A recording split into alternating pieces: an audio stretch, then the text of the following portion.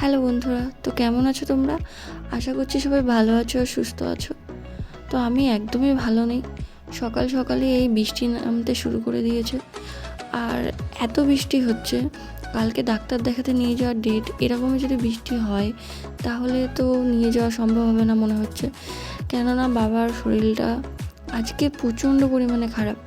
কাল রবিবার, কাল ডাক্তারের ডেট নেওয়া হয়েছে। এবার যদি এরকম বৃষ্টি হয় তাহলে তো নিয়ে বেরোতেই পারবো না। তো তাই নিয়ে খুবই চিন্তা করছি। প্লাস বাবার প্রচণ্ড পেটে ব্যথা করছে, বাথরুমে যাচ্ছে আসছে, জানি না কী হবে। তো আমি এখানে মা গেছিলো বাজারে, মার কিছু দরকার ছিল তার জন্য বাজারে গেছিলো। তো আমি এখানে সকালে ভাবলাম ডিম আছে, রুটিও আছে, একটা ডিম টোস্ট করে নেওয়া যাক, খেতে তো অন্তত হবে। তো তার জন্য এখানে আমি ডিম টোস্ট করে নিচ্ছি।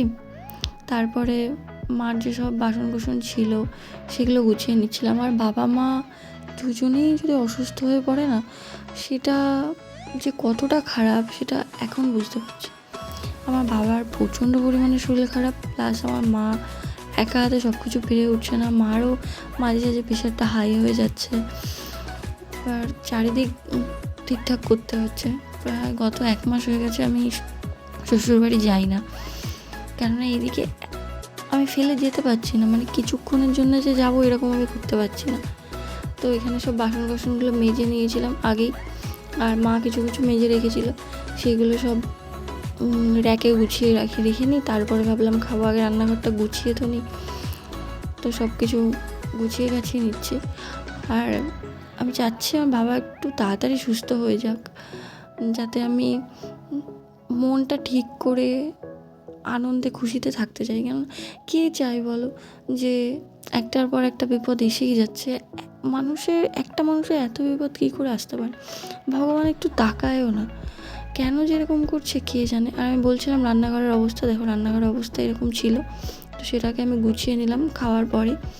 তো এখন কিছুটা এরকম অবস্থায় আছে। তো এখনও গোছানো অনেকটা বাকি আছে। আর তার মধ্যে ভাইয়ের জামাকাপড়, আমার বরের জামাকাপড়, এগুলো সব কেচে টেচে নিচ্ছিলাম। তো বৃষ্টি হলেও তো কাচতে হবে, এখন একটু বৃষ্টিটা কম আছে, তাই ভাবলাম কেচে সব মেলে টেলে দিই, যেটুকু শুকায় অন্তত। আর বাবা এখনও শুয়ে আছে, বলছে যে আমার পেটে প্রচণ্ড ব্যথা করছে, আমি মানে পায়খানায় যাচ্ছি, পায়খানা হচ্ছে না, এটা যে কী কষ্ট। হ্যাঁ, এটা সত্যিই কষ্ট, যে কতটা কষ্ট যার হয় সে ছাড়া পাশের লোক বুঝতে পারবে না, শুনেও বোঝা যাবে না। তো আমি ভাবলাম কিছু পেয়ারা কেটে দিই, যদি পেটের মধ্যে হজম হয়, কেন 12টা বাজতে গেল প্রায়, কিছু খেতে দিই বাবাকে। মা সকালবেলা একটু ভাত খাইয়ে দিয়ে গেছিলো, তো বাবা শুয়ে শুয়ে খাচ্ছিল, বাবা সোজা হয়ে শুতেও পারছিল না।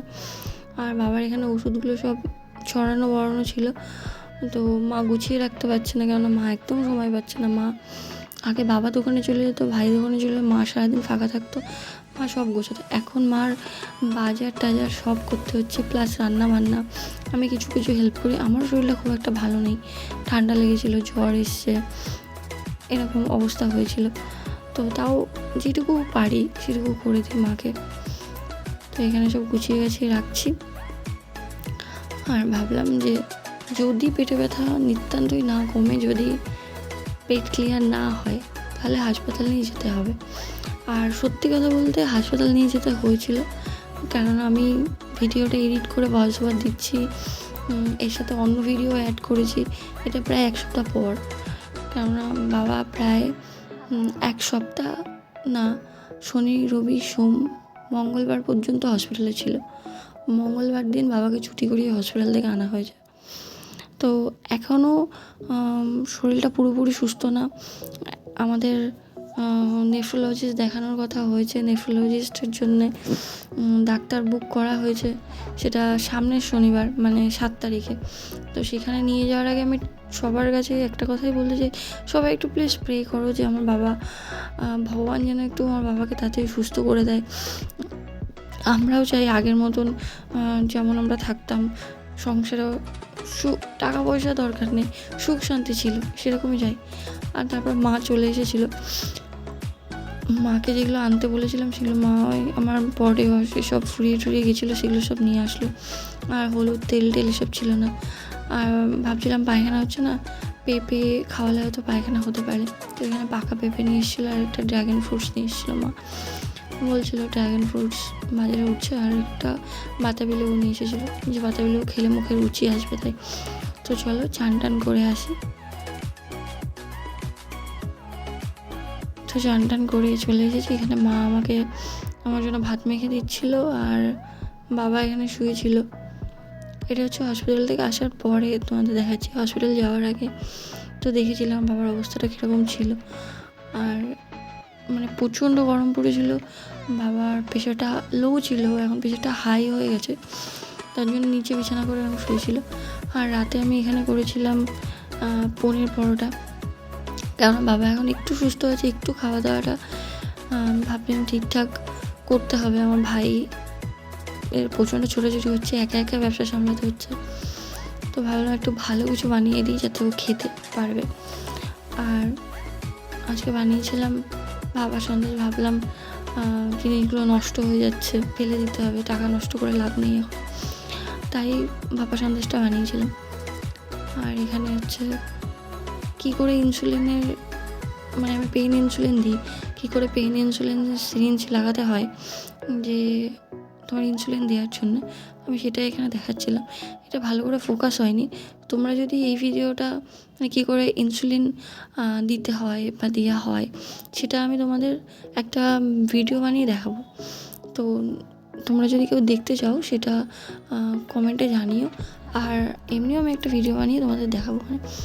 এই সুইচটা দিয়েই, এই সুইচটা একদমই সরু, ঢুকলে পরে অতটা টের পাওয়া যায় না। তো যেহেতু রাত হয়ে গেছে, বাবাকে এখন খেতে দেবে, তো আমি সুগার চেকটা করে নিচ্ছি। আর জানি সুগারটা হাই থাকবে, আমি জানতামই, কেননা পরশু দিনকে ইনসুলিন দেওয়া হয়নি, কেননা বাবা আর পেটটা একদম ভালো ছিল না, প্লাস হচ্ছে প্রেশারটা হাই হয়ে গেছিলো, রাতেরবেলা কিছু খাইনি, মানে অল্প করে মুড়ি শসা এইসব খেয়েছিলো, ওই জন্য আর ইনসুলিন দিইনি। কেন ইনসুলিন দেওয়াটা কতটা খতরনাক সেটা যারা দেয় তারা জানে। আর আমি এখানে বললাম হাই তো হাই দেখালো। আর রাত্রের ডিনার এটাই ছিল। তো আজকের ব্লগটা আমি এখানেই শেষ করছি। তো দেখা হবে নেক্সট একটা ব্লগে। তো ব্লগটা কেমন লাগছে জানিও।